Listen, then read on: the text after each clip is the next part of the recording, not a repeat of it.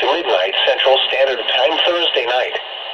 The National Weather Service in Brownsville has issued a wind advisory, which is in effect from 6 a.m. Thursday to midnight Central Standard Time Thursday night. Timing: winds will increase Thursday morning and continue to increase through Thursday afternoon.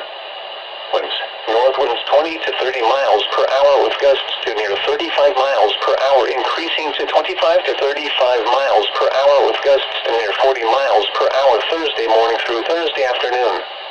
Impacts: move light and moderate weight items, such as patio furniture, empty trash cans, and portable basketball posts, indoors.